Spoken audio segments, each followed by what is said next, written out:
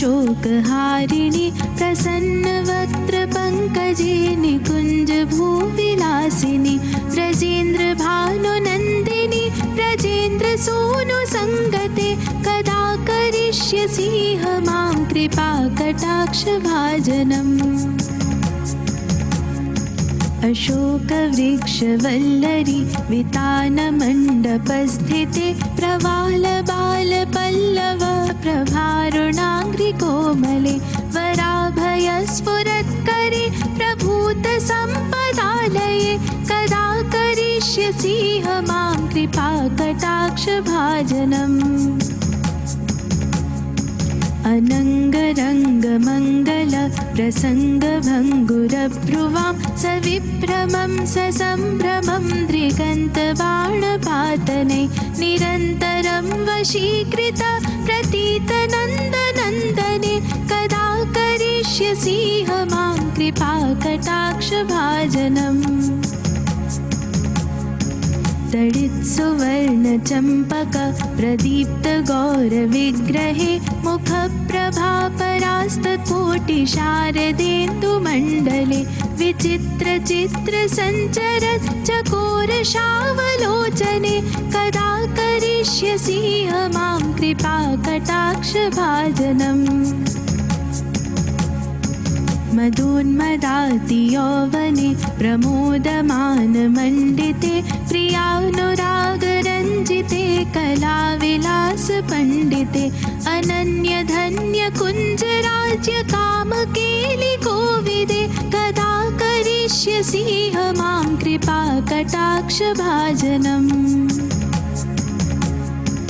अशेषहावभावधीरहीरहारभूषिते प्रभूतशातकुम्भकुम्भकुम्भिकुम्भसुस्तनि प्रशस्तमन्दहास्यचूर्णपूर्णसौख्यसागरे कदा करिष्यसि मां कृपाकटाक्षभाजनम्।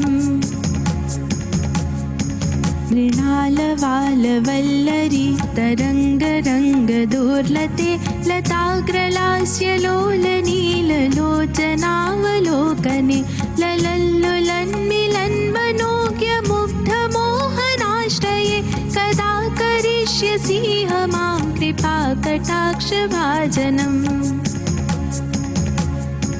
सुवर्णमालिकाञ्चित त्रिरेखकम्बुकण्ठगे त्रिसूत्रमङ्गली गुणत्रिरत्नदीप्तिदीधिते सलोलनीलकुन्तल प्रसूनगुच्छगुम्फिते कदा करिष्यसि मां कृपाकटाक्षभाजनम्।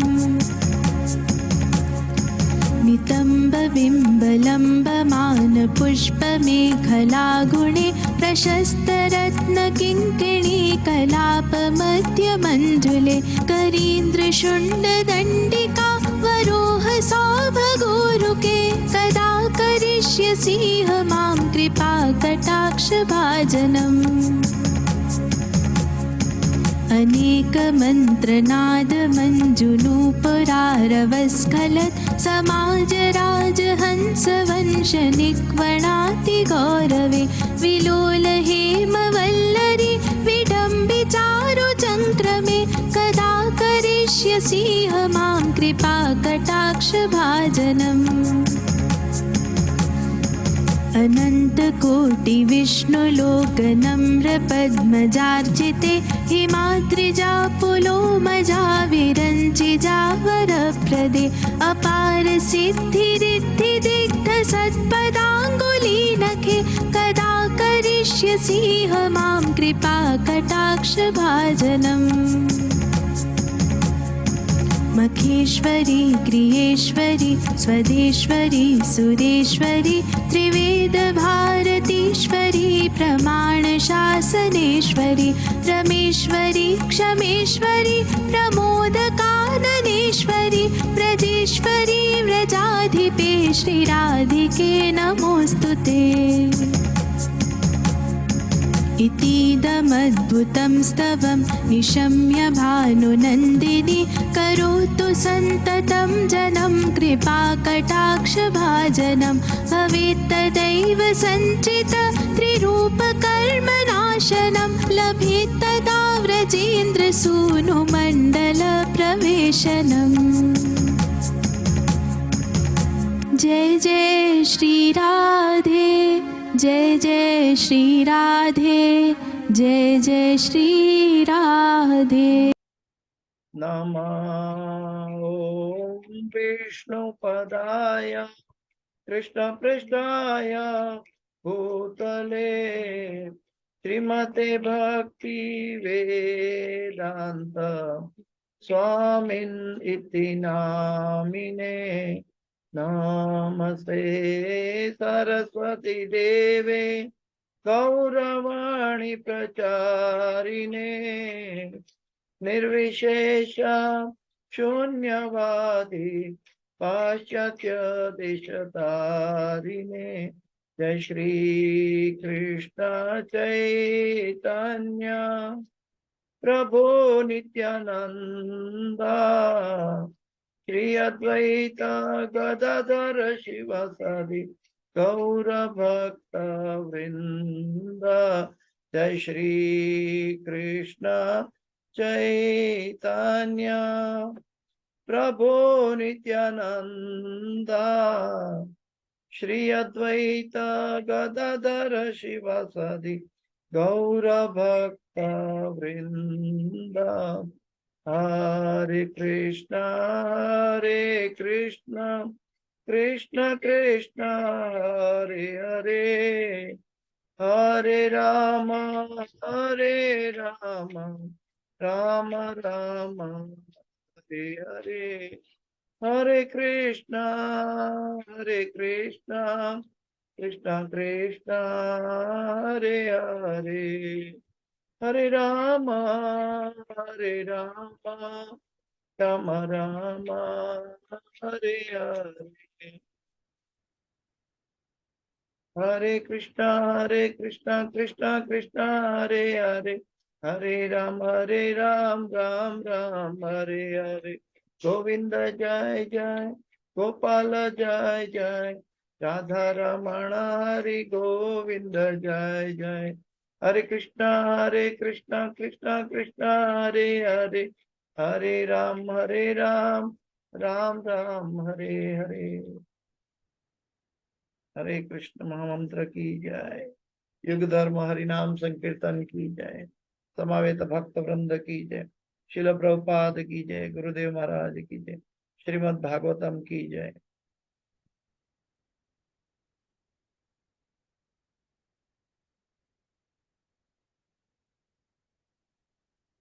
ओम नमो भगवते वासुदेवाय, ओम नमो भगवते वासुदेवाय, ओम नमो भगवते वासुदेवाय।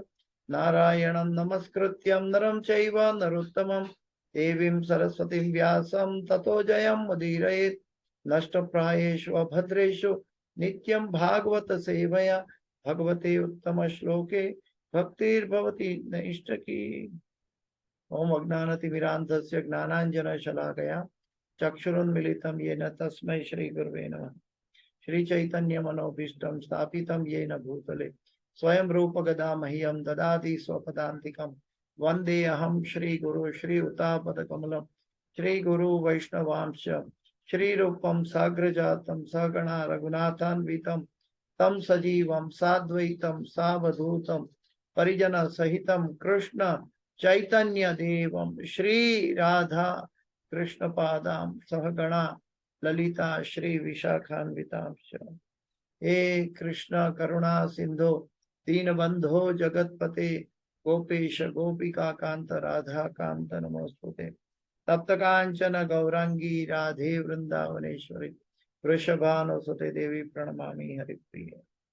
वाञ्छाकल्पतरुभ्यश्च कृपा सिन्धुभ्यैव च पतितानां पावनेभ्यो वैष्णवेभ्यो नमो नमः। श्री कृष्ण चैतन्य प्रभु नित्यानंद श्री अद्वैत गदाधर श्रीवासादि गौर भक्तवृंद। हरे कृष्ण कृष्ण कृष्ण हरे हरे, हरे राम राम राम हरे हरे।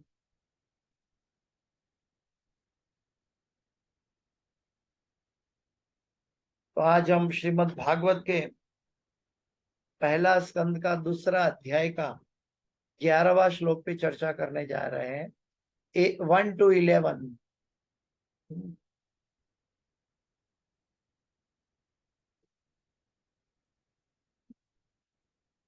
श्रीमद् भागवत पहला स्कंद अध्याय दूसरा, श्लोक संख्या 11। वदन्ति तत्तत्त्वविदं तत्त्वं यज्ञानम् अद्वयम् ब्रह्मेति परमात्मेति भगवानेति शब्यते। वदन्ति तत्तत्त्वविदं तत्त्वं यज्ञानम् अद्वयम् यज्ञानम् अद्वयम् ब्रह्मेति परमात्मेति भगवानेति शब्यते। वदन्ति तत्तत्त्वविदं तत्त्वं यज्ञात्माम् अद्वयम् ब्रह्मेति परमात्मेति भगवानेति शब्यते। वदन्ति तत्तत्त्वविदस्तत्त्वं यज्ञानम् अद्वयम् ब्रह्मेति परमात्मेति भगवानेति शब्यते। हरे कृष्ण। तो हम अनुवाद और तात्पर्य पे चलते हैं। अनुवाद और तात्पर्य में श्री भक्ति वेदांत स्वामी श्रील प्रभुपाद महाराज की जय। अनुवाद। परम सत्य को जानने वाले विद्वान आध्यात्मवादी तत्वविद इस अद्वैत तत्व को ब्रह्म, परमात्मा या भगवान के नाम से पुकारते हैं। फिर से अनुवाद पढ़ते हैं। परम सत्य को जानने वाले विद्वान आध्यात्मवादी यानी तत्वविद इस अद्वैत तत्व को ब्रह्म, परमात्मा या भगवान के नाम से पुकारते हैं। तात्पर्य इसी भक्ति वेदांत स्वामी श्रील प्रभुपाद महाराज की जय। तात्पर्य। परम सत्य ज्ञाता तथा ज्ञेय दोनों है। यहाँ पे एक चीज, पहला वाक्य फोकस करना है। पहला और दूसरा वाक्य बहुत शार्प है। परम सत्य ज्ञाता तथा ज्ञेय दोनों है और इनमें से कोई गुणात्मक भेद नहीं है। भगवान जो स्वयं भगवान है, परम सत्य के नाम से अगर हम कहे तो वो ज्ञाता और ज्ञेय दोनों है। मतलब वो जानने वाला भी है, और क्या जानने वाला है तो वो स्वयं जानने वाला है। मतलब ज्ञेय, अल्टीमेट ज्ञान जो है, ज्ञान का स्वरूप भगवान स्वयं है, और ज्ञान जानने वाला वो भी भगवान स्वयं है। लेकिन जीव के लिए क्या होता है, ज्ञाता और ज्ञेय दूसरा अलग अलग हो जाता है। जीव के लिए क्या होता है कि ज्ञाता जो है हम सब है, जो जानने की इच्छुक रखते हैं, और ज्ञेय का मतलब है क्या जानना है। तो वो इसको एक भौतिक उदाहरण से समझने की कोशिश करते हैं। मानो कि हम कोई यात्रा में जा रहे हैं, जहाँ पहली बार यात्रा में जा रहे हैं, जहाँ की कोई भी परिस्थिति का कुछ भी हमें पता नहीं है। तो कम से कम हम पहले कुछ इन्वेस्टिगेट करते कि वहाँ मुझे रहने की जगह मिलेगी कि नहीं, वहाँ क्या देखने लायक है, वहाँ जाके मैं क्या करूँगा, क्या क्यों जा रहा हूँ, क्या करूँगा, ये सब हम पहले कलेक्ट करते हैं। ज्ञाता और ज्ञेय। हम ज्ञाता यानी जानने वाले हैं, और ज्ञेय क्या है, जानना है वो वस्तु के बारे में जहां हम पहले जा रहे हैं। ठीक वैसे ही ज्ञेय का मतलब है अगर हम भगवान के बारे में जाने, ब्रह्मेति परमात्मेति भगवानेति शब्यते, तो वो परम सत्य को जानना, वो ज्ञेय है। और ज्ञाता कौन है, मतलब जो जानने वाला, हम सब जानने के इच्छुक रखते हैं। हम जानते नहीं है, मतलब क्या जानना चाहिए हमें, भगवान को जानना चाहिए। तो जहां जाते हैं वहां की तहकीकात करके हम जानना चाहते हैं। तो यात्रा में भी ठीक वैसे ही हम भगवान परम सत्य को जानना चाहते हैं। तो यहाँ जानने वाला और जानने का स्वरूप दोनों अलग अलग है जीव के पास। प्रभुपाद ये तात्पर्य में पढ़ते हैं वही समझा रहे हैं।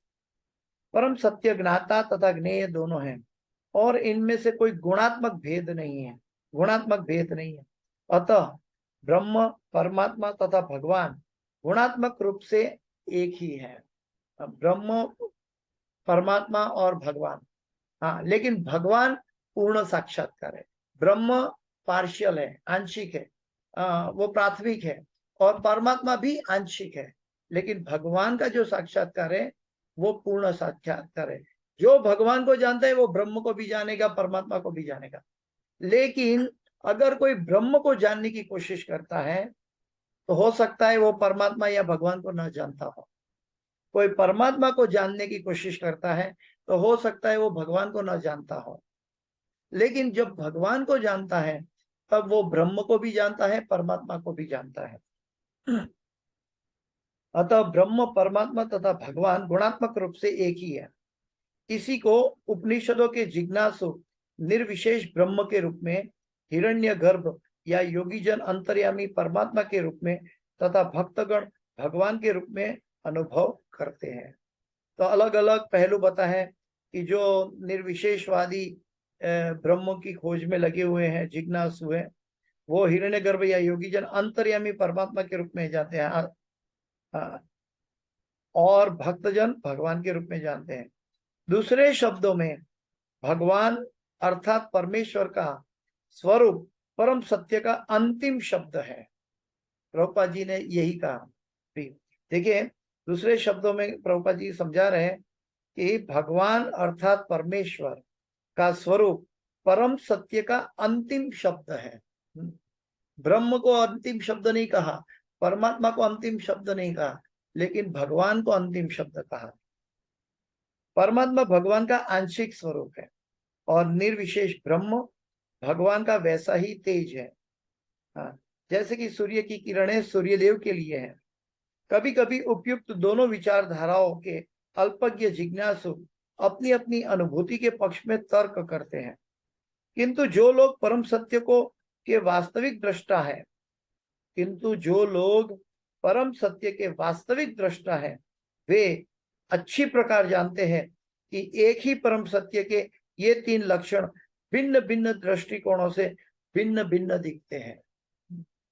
ब्रह्म, परमात्मा भले आंशिक स्वरूप है, लेकिन वो भिन्न भिन्न दिखते हैं, लेकिन अल्टीमेटली भगवान की शक्ति, भगवान का अलग अलग स्वरूप में भगवान प्रकट हुए अकॉर्डिंग टू द जो साधक है, साधक की मैच्योरिटी के अनुसार, साधक की जिज्ञासा के अनुसार भगवान ब्रह्म के रूप में, परमात्मा के रूप में, और निर्विशेषवादियों के लिए अलग अलग स्वरूप है, योगी जनों के लिए अलग स्वरूप है, भक्त जनों के लिए अलग स्वरूप है। लेकिन जिसकी रही भावना जैसी, ताकि देखी तीन मूर्त कैसी। जैसा कि भागवत के प्रथम अध्याय के प्रथम श्लोक में कहा गया है, परम सत्य, परम पूर्ण, सर्वज्ञ तथा सापेक्षता के मोह से सर्वथा मुक्त है। इस सापेक्ष जगत में ज्ञाता ज्ञेय से भिन्न होता है। इस सापेक्ष जगत में ज्ञाता ज्ञेय से भिन्न होता है, किंतु परम सत्य में ज्ञाता और ज्ञेय एक ही होते हैं। परम सत्य में ज्ञाता और ज्ञेय एक ही है, लेकिन इस जगत में, सापेक्ष जगत में ज्ञाता और ज्ञेय से भिन्न होता है। सापेक्ष जगत में ज्ञाता जीवंत आत्मा या पराशक्ति है। अभी प्रभुपाद जी एनालिटिकली समझा रहे हैं। सापेक्ष जगत में ज्ञाता जीवंत आत्मा या पराशक्ति है, यानी कि हम सब। जैसे कि ज्ञेय निष्क्रिय पदार्थ या अपरा शक्ति के रूप में होता है। ज्ञेय जानने, क्या जानना है, वो ज्ञान, जानने के लिए योग्य क्या है, वो ज्ञेय। अतः यहाँ परा तथा अपरा शक्ति का द्वैत है, परा और अपरा शक्ति का द्वैत है। किंतु निरपेक्ष जगत में निरपेक्ष, ये सापेक्ष जगत है। निरपेक्ष जगत में ज्ञाता तथा ज्ञान दोनों एक ही पराशक्ति के होते हैं। आध्यात्मिक जगत में भगवान स्वयं की बात करें तो ज्ञाता और ज्ञेय, जानने वाला और क्या जानना है वो अंतिम लक्ष्य, वो दोनों एक ही स्वरूप है, वही स्वयं भगवान है, पराशक्ति के होते हैं। परम शक्तिमान की 3 प्रकार की शक्तियां होती है। परम शक्तिमान की 3 प्रकार की शक्तियां होती है। शक्ति तथा शक्तिमान में कोई अंतर नहीं होता एक दृष्टि से, लेकिन शक्तियों की गुणवत्ता में अंतर होता है। शक्तियों की गुणवत्ता में अंतर होता है। ये बहुत टेक्निकल श्लोक है। परम जगत तथा जीवात्माएं एक ही पराशक्ति से बना है। परम जगत तथा जीवात्माएं एक ही पराशक्ति से बने हैं, यानी कि जीव आध्यात्मिक स्फुरलिंग है। परम जगत तथा जीवात्मा एक ही पराशक्ति से बने हैं, लेकिन यह भौतिक जगत अपराशक्ति है। ये भौतिक जगत भगवान से भिन्न अपराशक्ति का स्वरूप है। जीव अपराशक्ति के संसर्ग में रहने से मोहग्रस्त हो जाता है। जीव स्वयं पराशक्ति का प्रतिनिधित्व करता है, लेकिन वो अपराशक्ति के संसर्ग में आने से वो क्या बोलता है, मोहग्रस्त हो जाता है। कि क्या मोहग्रस्त होता है, और यह सोचता है कि वो अपराशक्ति से संबंधित है। वो सोचता है वो अपराशक्ति से, यानी कि दूसरे स्वरूप में कहे तो आत्मा भगवान का अंश है और शरीर के संसर्ग में आता है जन्म लेने के समय, और बाद में वो सोचने लगता है ये हमारा शरीर जो भौतिक तत्वों से बना है, अपराशक्ति का स्वरूप है। वो ऐसा सोचने लगता है कि वो अपराशक्ति से संबंधित है, यानी कि वो अपनी इंद्रिय, अपनी मन का उपयोग करके जीवन बिताने लगता है, अपनी बुद्धि का उपयोग करके जीवन बिताने लगता है। लेकिन बुद्धि अपराशक्ति का स्वरूप यहाँ पे बताया। और जो भी हमारा भौतिक शरीर 8 तत्वों का बना है, पृथ्वी, जल, अग्नि, वायु, आकाश, मन, बुद्धि, अहंकार, ये 8 स्वरूप जो है, 8 तत्व जो है, भौतिक तत्व, ये सब जीव के साथ संसर्ग में आते हैं तो जीव मान बैठता है कि ये अपराशक्ति, यानी ये शरीर का हिस्सा है, यानी कि आई एम दिस बॉडी, ऐसा मानने के लिए वो व्यवहार करने लगता है। यानी कि आत्मा स्वयं अपनी आइडेंटिटी भूल जाता है। दूसरे शब्दों में आत्मा कंडीशन हो जाता है। लेकिन वो शरीर जो अपराशक्ति है वो उसको कैसे मिलता है, अपने पूर्व कर्म के अनुसार, जो उसको आगे बढ़ने में योग्य जरूरत हो, वैसा स्वरूप, वैसा शरीर, वैसा योनि, वैसे माँ बाप, वैसे मन की विचारधारा, ये सब उसके अनुसार मिलते हैं। लेकिन ये सब अपराशक्ति के संसर्ग से, मोहग्रस्त होने से होता है। मोहग्रस्त का मतलब क्या है कि हम मनोधर्म में चले जाते हैं। हम सोचते हैं ये मेरा शरीर है, ये मेरी बुद्धि से मैं सोचता हूँ, ये मेरी बुद्धि ये कह रही है, मेरा मन ये कह रहा है, मेरी इंद्रिय ये डिमांड कर रही है। तो ये इसके पीछे हम अपना जो अंतिम लक्ष्य है, अंतिम गोल है, वो कभी कभी भूल जाते हैं। कभी कभी नहीं, 99% भूल जाते हैं। तो ये हमारी दशा है। हम भौतिक अपराशक्ति के वी डोंट बिलोंग टू अपराशक्ति, वी बिलोंग टू पराशक्ति। जैसे कहते हैं कि हम भौतिक जगत के अंदर है, लेकिन ये भौतिक जगत के अंदर हम आध्यात्मिक जगत की भक्ति नहीं कर रहे हैं, लेकिन हम आध्यात्मिक स्फुरलिंग है और भौतिक जगत का अनुभव कर रहे हैं। फिर से समझिए, हम आत्मा है जो शाश्वत है, उसके एक स्टेशन, यानी कि ये बद्ध आत्मा ये शरीर में प्रवेश कर शरीर का अनुभव कर रहा है, लेकिन शरीर नाशवंत है। और आत्मा शाश्वत है, आत्मा की यात्रा शाश्वत है। तो ये एक स्टेशन पे खड़ा है। कौन सा स्टेशन पे? मनुष्य जीवन का स्टेशन पे खड़ा है। जैसे ट्रेन चल रही है, ट्रेन यानी कि आत्मा, उसके अंदर जो जीव चल रहा है, जो पैसेंजर बनकर जो चल रहा है, वो ट्रेन आके खड़ी है कहाँ पे? मनुष्य जीवन के। उसकी उम्र, मतलब उसकी उम्र 75 साल, 80 साल या 100 साल भी हो सकती है। यानी कि ये ट्रेन यहाँ 75 मिनट भी रुक सकती है, 100 मिनट भी रुक सकती है। ऐसा एक स्टेशन पे हम कर रहे हैं। यानी कि ये स्टेशन हमारा अंतिम लक्ष्य नहीं है, ये स्टेशन हमारा अंतिम लक्ष्य नहीं है। ट्रेन आगे चल जाएगी, स्टेशन वहीं रह जाएगा। हाँ, तो हमारा शरीर यहीं रह जाएगा, हमारी आत्मा आगे चल जाएगी। तो हम एक्चुअली आध्यात्मिक स्फुरलिंग है, हम भौतिक शरीर नहीं है।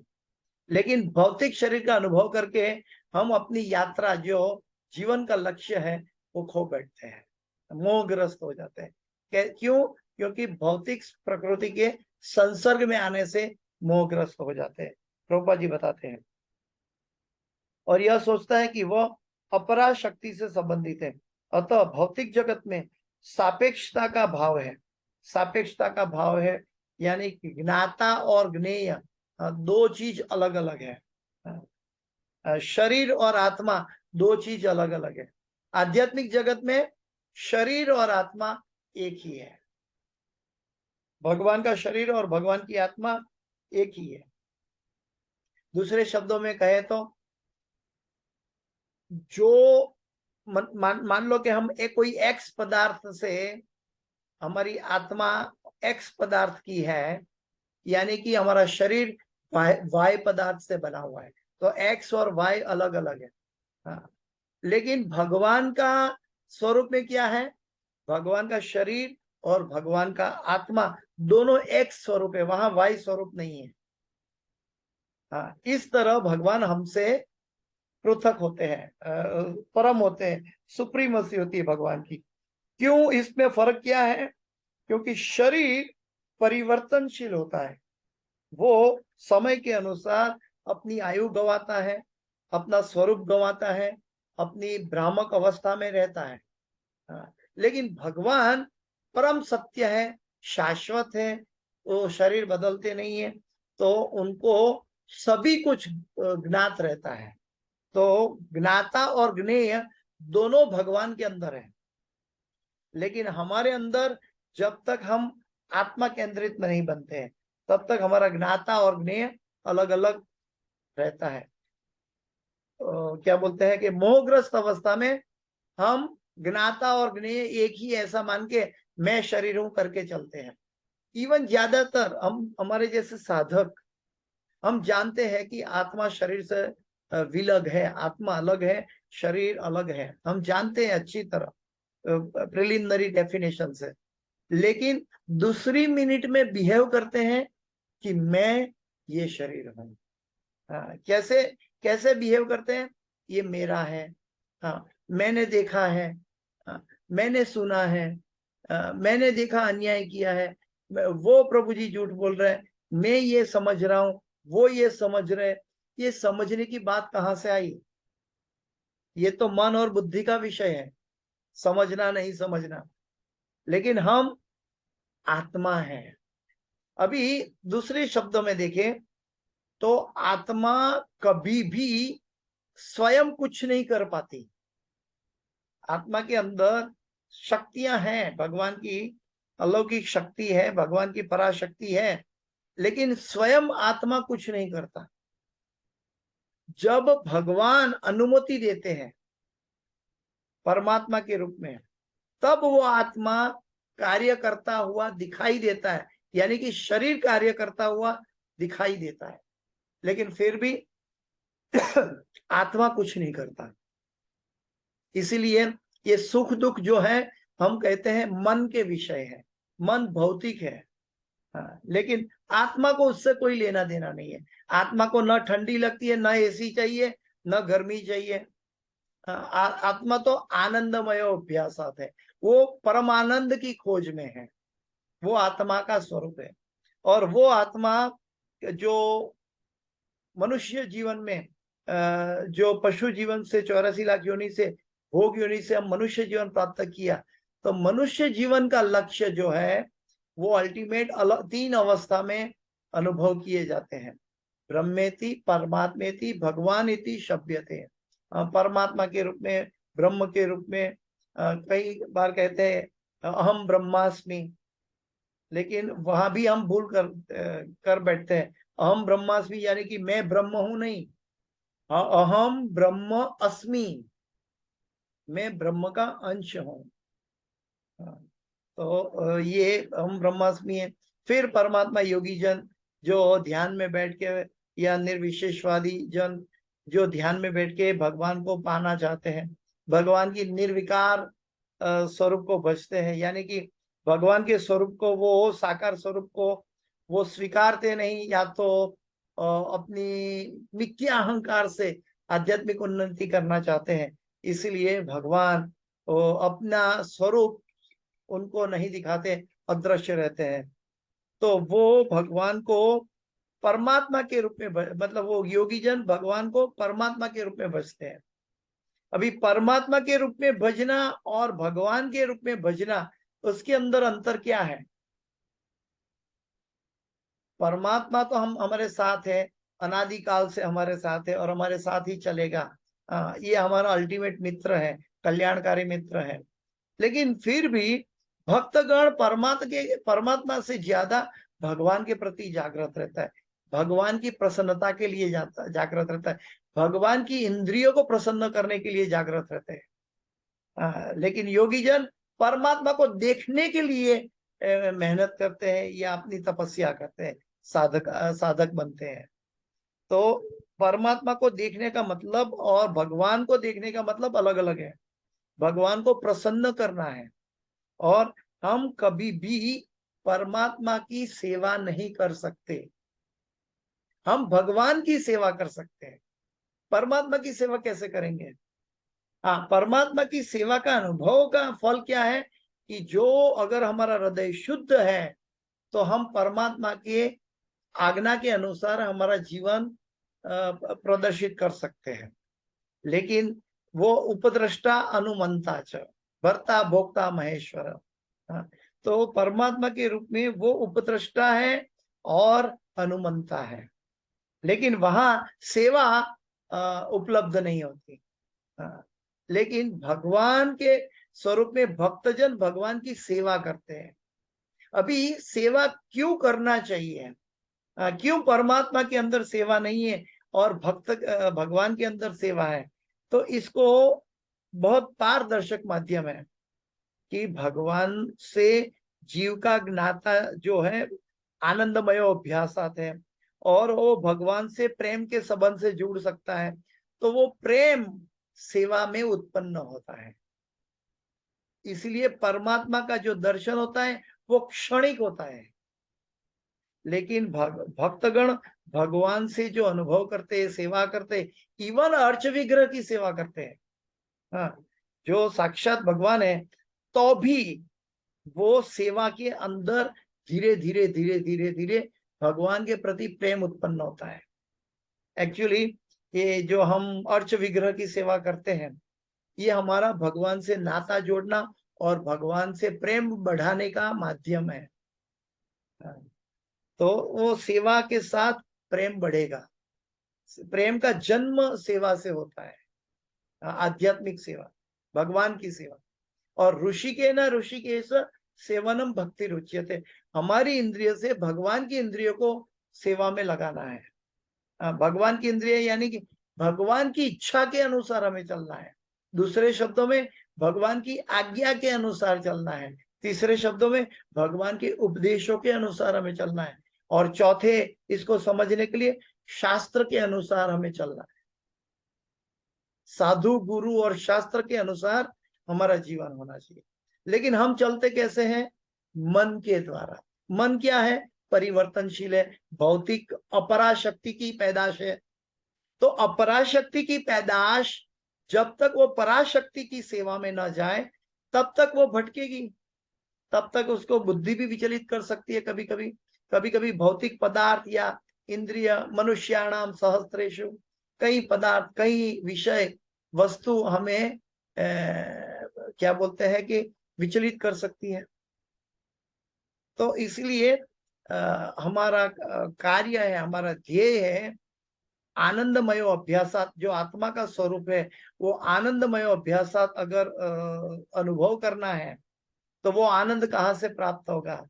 जीव कभी स्वयं आनंद नहीं ले सकता।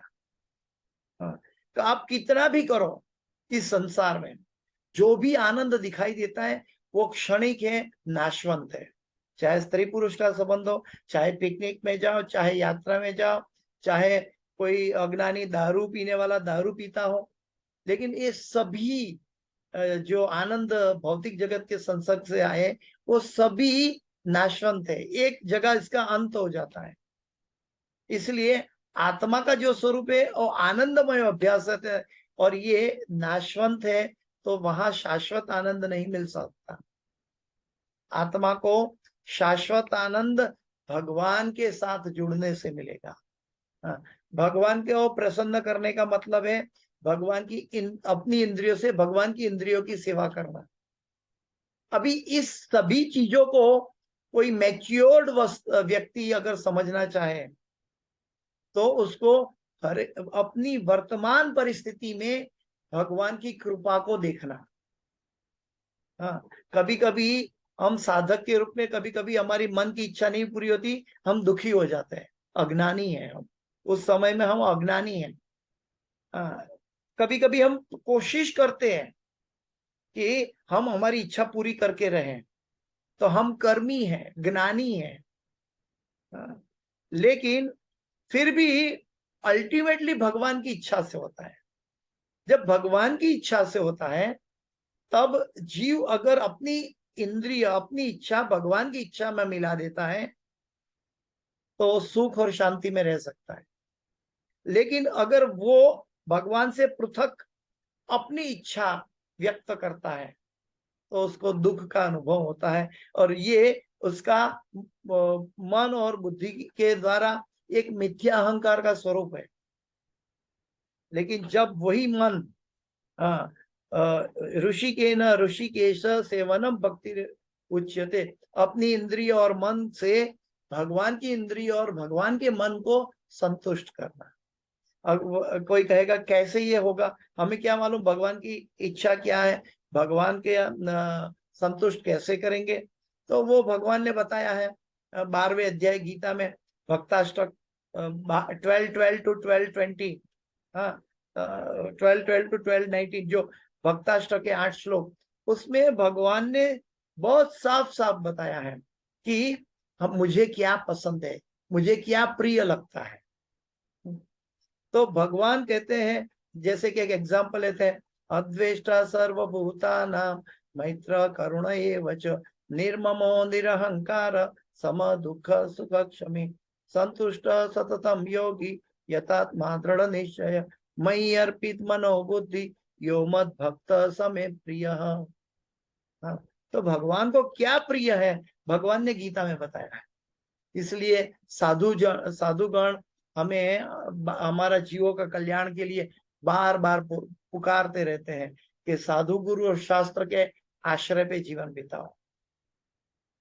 अभी और एक चीज है, हम यात्रा में गए तो वहां की चीजों से, वहां के एरिया से, वहां का एड्रेस से हम परिचित नहीं होते, तो क्या करते हैं, वहां के लोकल लोगों को पूछते हैं कि भाई ये एड्रेस पे जाना है तो कैसे जाएंगे।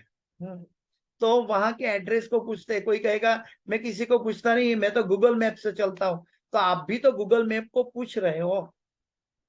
तो हम पूछते हैं, बिना पूछे बिना जाने हम वो स्थल पर, भौतिक जगत के स्थल पर भी नहीं पहुंच सकते। तो हमें आध्यात्मिक जगत में जाना है तो आध्यात्मिक जगत का एड्रेस हमें पाना चाहिए। तो आध्यात्मिक जगत का एड्रेस की अनुभूति जो है, साधक अलग अलग अवस्था में अलग अलग अपने स्वभाव के अनुसार अलग अलग लेवल में करते हैं। ब्रह्मेति परमात्मेति भगवानेति शब्यते। और एक बात करें, कई बार हम कहते हैं कि हम अपने माता पिता जो करके आ रहे हैं, या तो मैं जो कुल में जन्म लिया है वो कुल में जो जिसकी मान्यता है वो कुल में चलूंगा, या तो मेरे माता पिता जिसको मानते थे उसको मैं मानूंगा। हमारे अंदर शायद ये भावना उत्पन्न होती हो, लेकिन कभी कभी हम गलती करते हैं यहाँ। जैसे मेरे जन्म से पूर्व मेरे माँ बाप है, तो उनके बताए गए रास्तों पे हम चलने का या वो कुल को हम ग्रहण कर लेते हैं, लेकिन हम ये नहीं जान पाते कि मेरे माता पिता भी इवेंचुअली भगवान से आए हैं, और भगवान से आए हैं यानी कि भगवान का उपदेश, भगवत गीता, श्रीमद् भागवत वो अल्टीमेट है, वो पारदर्शक रास्ता है। हो सकता है मेरे पिता ने गलती की हो सकता है मेरे पिता के पिता ने गलती की हो सकता है कि मेरे पिता के पिता के पिता के पिता ने गलती की हो और हमारा रास्ता डिविएट हो गया हो। तो हमें जो भी ज्ञाता और ज्ञेय के बारे में अगर हम जानने की कोशिश करें तो भगवान के बारे में हमें जानना चाहिए। डिफरेंट कैटेगरीज है, ब्रह्मेति, परमात्मेति, भगवानेति, लेकिन इवेंचुअली भगवान एक ही है। वो एक ही कैटेगरी है। इसका मतलब क्या है कि हम जब भगवान को जानेंगे तो ऑटोमेटिक हम परमात्मा या ब्रह्म को भी जान पाएंगे। प्रभुपाद जी कई बार एग्जांपल देते हैं, सूर्य देवता, सूर्य का गोला और सूर्य की किरण है, ये एग्जाम्पल देते हैं। कई बार कई भक्तजन अलग एग्जाम्पल देते हैं कि भाई मेरे मन में कैरी की इच्छा हुई, मैंगो खाने की, कैरी खाने की इच्छा हुई, तो मैं गया बाजार में और फ्रूट की दुकान में जाके मैंने कैरी को देखा, कई प्रकार की कैरी को देखा, तो कैरी का जो स्वरूप है वो देखा, और फिर वो कैरी में घर में लेकर आया और फिर कैरी को चखा, तब इसका आनंद अलग है। तो जब हम कैरी को चखते हैं वो पूर्ण आनंद मिल गया कैरी का, लेकिन कैरी की इच्छा होने से हम कैरी का आनंद नहीं ले पाए। कैरी को खरीदने से हम कैरी का आनंद, आम का आनंद नहीं ले पाए, लेकिन जब हम आम को चखेंगे तब आम का आनंद मिलेगा। ठीक वैसे ही हम जब भगवान की सेवा करेंगे, भगवान को जानेंगे, जन्म कर्म च मे दिव्यम एवं यो वेत्ति तत्वतः, जो भगवान को तत्व से जानना चाहता है, भगवान के कर्म दिव्य है, जन्म दिव्य है, तो उसको तत्व से जानना है। तो वो तत्वविद जो जानने वाला है, अध्यात्मवादी, उसको अद्वैत तत्व को ब्रह्म, परमात्मा या भगवान के नाम से अलग अलग श्रेणी में पुकारते हैं, लेकिन इवेंचुअली हमें भगवान वो पूर्ण अनुभव है, पूर्ण सृष्टि है कि हम जो ज्ञात, हमारा ज्ञेय अल्टीमेट क्या है, हमें क्या जानना चाहिए, और हम एक साधक है, ज्ञाता आत्मा, वो भगवान के बारे में। तो भगवान के बारे में जानना है तो भगवान के द्वारा दिया गया उपदेश वो हमें पढ़ना है। इसीलिए हम गीता और भागवत पढ़ते हैं जो भगवान के द्वारा दिया गया। जैसे हम यात्रा में गए तो हम अपने गांव के लड़के को साथ में लेके गए, तो हमारे गांव के लड़के को साथ में लेके जाने के बाद उसको नहीं पूछते कि ये एड्रेस कहाँ है, क्योंकि वो तो हमारे साथ आए, उनको कहाँ पता है। लेकिन वहां के लड़के को, जहां हम जाएंगे, वहां के कोई व्यक्ति मुसाफिर है, कोई सिटीजन है, उसको हम पूछते हैं कि ये एड्रेस कहाँ पर है, तो जो उसको जानता है उसका कांटेक्ट करते हैं। ठीक वैसे ही हमारा लक्ष्य भगवान है, और भगवान को जानना, ये हमारा लक्ष्य साधु, गुरु और शास्त्र के द्वारा जानना चाहिए।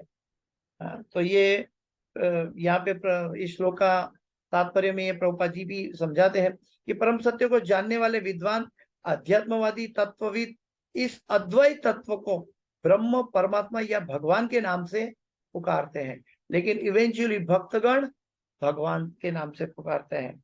यहाँ पे प्रभुपाद जी ये भी बताया है कि परम जगत तथा जीवात्माएं, परम जगत तथा जीवात्माएं एक ही पराशक्ति से बने हैं, क्योंकि ममेवांशो जीव लोके जीव भूत सनातन, हम भगवान कृष्ण के अंश है, इसलिए हम और परम जगत एक ही शक्ति का उत्पत्ति कारण है। लेकिन यह भौतिक जगत अपराशक्ति है, भगवान से भिन्न। वैसे अभिन्न है लेकिन फिर भी भगवान से भिन्न होकर अपराशक्ति माया के स्वरूप है, जो शाश्वत नहीं है, जो परिवर्तनशील है, जो जिसका शुरुआत है और इसका अंत है। जीव अपराशक्ति के संपर्क में रहने से मोहग्रस्त हो जाता है। जीव शरीर का संपर्क में रहने से या शरीर के रिश्ते को अगर संपर्क में रखते हैं, यानी कि शरीर के रिश्ते या हमारा परिवार, हमारा समाज, हमारी राष्ट्रीयता, ये सब अलग अलग लेवल से, लेकिन इसके संसर्ग में रहने से हम भटक जाते हैं। क्या, क्यों भटक जाते हैं? क्योंकि आत्मा का जो ओरिजिनल स्वरूप है, जीवेर स्वरूप है नित्य कृष्णदास, वो कृष्ण को भूल जाता है और अपराशक्ति के माहौल में आके मोहग्रस्त हो जाता है। अतः भक्ति जगत में सापेक्षता का भाव है, किंतु परम पूर्ण में ज्ञाता तथा ज्ञेय में अंतर नहीं होता। प्रभुपाद जी फिर से रिपीट कर रहे हैं, किंतु परम पूर्ण में ज्ञाता तथा ज्ञेय में अंतर नहीं होता, प्रत्येक वस्तु पूर्ण परम में होती है।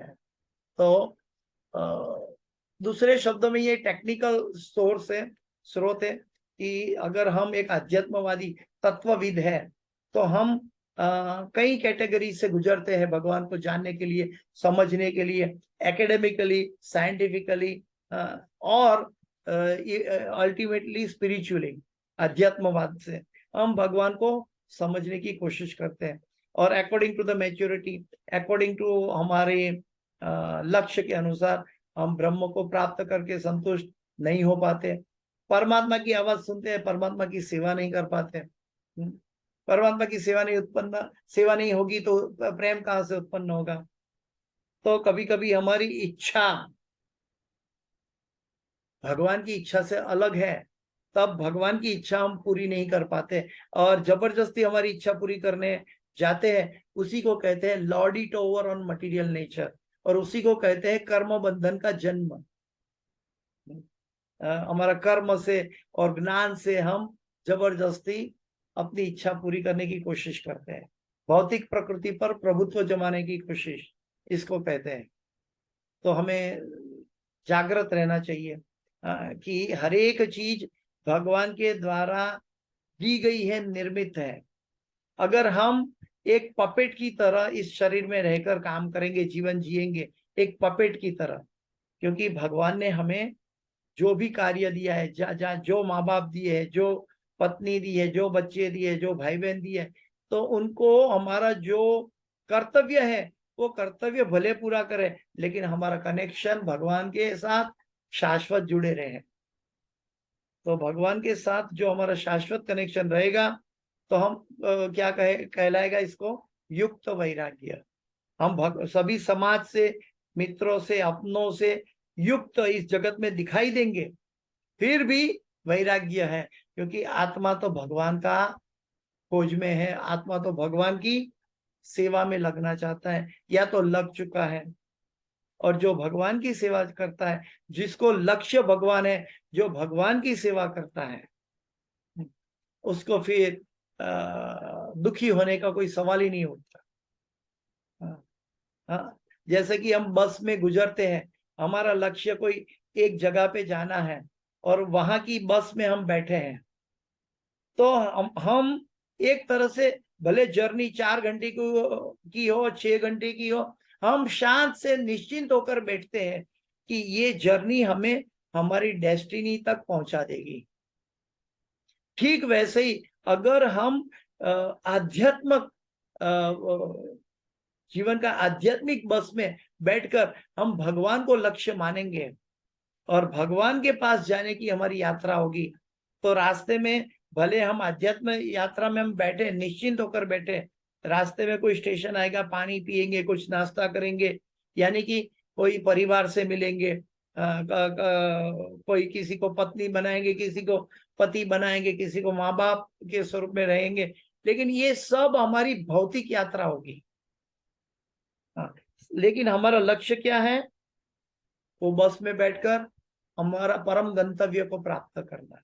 इसलिए कहते हैं आत्मा यानी कि स्फुरलिंग, ये भौतिक जगत ये मनुष्य जीवन उसका अल्टीमेट जीवन नहीं है। आत्मा की यात्रा अल्टीमेट है, वो शाश्वत है। और आत्मा की यात्रा में ये मनुष्य जीवन का एक स्टेशन है। हाँ, इसलिए हमें जागृत रहना है कि हमारा लक्ष्य, ट्रेन आगे बढ़ेगी, आत्मा आगे जाएगा, जो मृत्यु के बाद आत्मा अपनी आगे की यात्रा तय करेगा। इसलिए मृत्यु के लिए हमें शोक नहीं होना चाहिए। वो शोक तब नहीं होगा जब हमारा स्टेशन पे हमने ठीक से प्रबंध कर लिया कि हमारी यात्रा में क्या क्या आवश्यकता है, वो सब साथ में ले लिया। यानी कि स्टेशन आया तो कुछ खाने पीने का सामान ले लिया, कोई पानी पीने का बोतल ले लिया, जो भी जरूरियात है वो चीज ले ली, फिर ट्रेन में बैठ गए। हाँ, यानी कि ये मनुष्य जीवन में एक साधन है, ये ट्रेन एक साधन है, मनुष्य जीवन एक साधन है। उसके अंदर हमें जो प्राप्त करना है वो प्राप्त कर लिया, कृष्ण को पा लिया, तो आगे की यात्रा सुखद होगी। अगर वो प्राप्त नहीं करेंगे किया और ट्रेन में बैठे रहे तो क्या होगा? आगे जाके प्यास लगेगी, पानी नहीं मिलेगा, आगे जाके भूख लगेगी, खाना नहीं मिलेगा। हाँ, तो ये दशा होगी। कहने का मेरा मतलब है कि मनुष्य जीवन का ध्येय जो है, वो मनुष्य जीवन ही इसीलिए मिला है कि अपनी ध्येय, अपना लक्ष्य की प्राप्ति के लिए मिला है। नहीं तो ट्रेन भले 15 मिनट रुकी है स्टेशन पे या 1 घंटा भी रुकी है, लेकिन अगर हमने ट्रेन में ही सोते रहे, पड़े रहे, जीवन आलसी बना के पड़े रहे, जीवन का जो लक्ष्य प्राप्त नहीं किया, जीवन में श्रेय प्राप्त नहीं किया और प्रेय के पीछे पड़े रहे, तो हमारी आगे की यात्रा, आत्मा की आगे की यात्रा वो ठीक नहीं होगी। लेकिन आत्मा किसके साथ ठीक रह सकता है, आनंद पा सकता है? क्योंकि वो भगवान के साथ आनंदमय अभ्यास है, वो सच्चिदानंद का अंश है। तो सच्चिदानंद की सेवा में वो परम आनंद, शाश्वत आनंद पा सकता है। लेकिन भौतिक नाशवंत पदार्थों में, इंद्रिय तृप्तियों में या मन की इच्छाओं में वो कभी शाश्वत आनंद नहीं पा सका है, नहीं पा सकेगा कभी भी। उसको शाश्वत आनंद लेना है तो साधु गुरु और शास्त्र का अनुगमन करना होगा। ये इसका तात्पर्य है आज का। और व्यक्ति को 3 भगवान की अनुभूति है, ब्रह्मेति, परमात्मेति, भगवानेति। तो भगवान की सेवा का हमारा लक्ष्य होना चाहिए। आध्यात्मवाद जो है वो धीरे धीरे क्रमशः ब्रह्म से परमात्मा और परमात्मा से भगवान को जानने की कोशिश कर सकता है, लेकिन उसमें डिफिकल्ट रास्ता है। लेकिन जो भगवान को जानेगा वो ऑटोमेटिक परमात्मा को और ब्रह्म को अपने आप जान लेगा। जैसे आपके पास 100 रुपया है तो 50 रुपया तो है ही है और 25 रुपया है ही है, लेकिन 25 रुपया है तो 100 रुपया नहीं है, 50 रुपया है तो 100 रुपया नहीं है। हालांकि तीनों, 25 रुपया हो या 50 रुपया हो या 100 रुपया हो, तीनों लक्ष्मी है, तीनों भगवान की अनुभूति है, लेकिन आंशिक है, एक पूर्ण है। हरे कृष्णा। किसी का कोई प्रश्न? ये बहुत टेक्निकल श्लोक है। पिछले श्लोक में बताया था, पिछले 2 श्लोक में बहुत अच्छा अनुवाद था। मैं फिर पढ़ना चाहूंगा रिकेप करने के लिए। समस्त वृत्ति परक कार्य निश्चय ही परम मोक्ष के निर्मित होते हैं। उन्हें कभी भौतिक लाभ के लिए संपन्न नहीं किया जाना चाहिए। इससे भी आगे ऋषियों के अनुसार जो लोग परम वृत्ति धर्म में लगे हैं, उन्हें चाहिए कि इंद्रिय तृप्ति के संवर्धन हेतु भौतिक लाभ का उपयोग कदापि नहीं करना चाहिए। जीवन की इच्छाएं इंद्रिय तृप्ति की ओर लक्षित नहीं होनी चाहिए। जीवन की इच्छाएं इंद्रिय तृप्ति की ओर लक्षित नहीं होनी चाहिए। मनुष्य को केवल स्वस्थ जीवन की या आत्म संरक्षण की कामना करनी चाहिए। आत्म संरक्षण का मतलब है सोल कॉन्शियसनेस, आत्म साक्षात्कार कामना करनी चाहिए। क्योंकि मानव तो, ये अंडरलाइन ये शब्द, क्योंकि मानव तो परम सत्य के विषय में जिज्ञासा करके निमित्त बना है। मानव जीवन का उद्देश्य परम सत्य के विषय में जिज्ञासा करने के लिए बना है। मनुष्य की वृत्तियों का इसके अतिरिक्त अन्य कोई लक्ष्य नहीं होना चाहिए। मनुष्य की वृत्तियों के इसके अतिरिक्त और कोई लक्ष्य नहीं होना चाहिए। और ऐसे आध्यात्मवादी जो भगवान को लक्ष्य मानता है, ऐसे परम सत्य को जानने वाले विद्वान आध्यात्मवादी यानी तत्वविद इस अद्वैत तत्व को ब्रह्म, परमात्मा या भगवान के नाम से पुकारते हैं, अलग अलग नाम से पुकारते हैं, लेकिन है इवेंचुअली एक तत्व भगवान, परम भगवान है। और भगवान की जो अनुभूति है वो भक्तों के द्वारा होती है। वेदेश सर्वे अहमेव वेद्यो वेदांत कृत वेद विदेव च। सारे वेदों में जानने लायक भगवान है। और भगवान कहते हैं भक्त्या माम अभिजानाति। वेदेषु दुर्लभम अदुर्लभम आत्म भक्तो गोविंदमादि पुरुषम तमहम भजामि। तो ब्रह्म संहिता में ब्रह्मा जी भी कहते हैं और भगवान कहते हैं, शास्त्र कहते हैं कि हमें मनुष्य जीवन का लक्ष्य क्या है? भगवान, परम सत्य भगवान की खोज करना। और वो परम सत्य कौन है? श्रीमद् भागवत में सबसे पहला श्लोक 111 पहला श्लोक में पर्टिकुलर एक सेंटेंस दिया है। क्या? लास्ट, सत्यम परम धीमहि। वहां कृष्ण परम धीमहि शब्द नहीं यूज किया, वहां गोविंद परम धीमहि नहीं यूज किया। वहां व्यासदेव जी ने इंटेंशनली परम सत्य की बात कही, क्योंकि जो परम सत्य के रूप में जानेगा वो आगे जाके जब मैच्योरिटी होगी तो वो कृष्ण को जान पाएगा। लेकिन अगर कृष्ण को नाम रखेंगे तो जो साधक है, दूसरी जर्नी के साधक है, वो अधूरे रह जाएंगे, वो भागवत में प्रवेश नहीं कर पाएंगे। इसलिए हरेक को जो ग्राह्य है वो स्वरूप की बात की, परम सत्य की बात की। और वो आगे जाके वेद व्यासी ने समझा कि वो परम सत्य कौन है, और वो परम सत्य भगवान श्री कृष्ण है। एते चांश कलापुंसः कृष्णस्तु भगवान स्वयं इंद्रारी व्याकुलम लोके मृडयन्ति युगे युगे। हरे कृष्ण। तो किसी का कोई प्रश्न है, कोई डाउट है?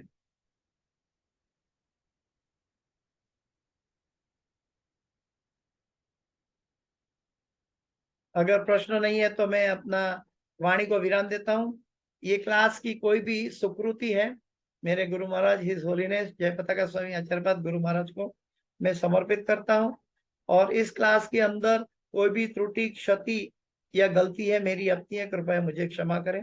वांछा कल्पतरुभ्यश्च कृपा सिंधुभ्यैव च पतितानां पावनेभ्यो वैष्णवेभ्यो नमो नमः। अनंत कोटि वैष्णव वृंद की जय। शिल प्रभुपाद की जय। गुरुदेव महाराज की जय। हरे कृष्ण।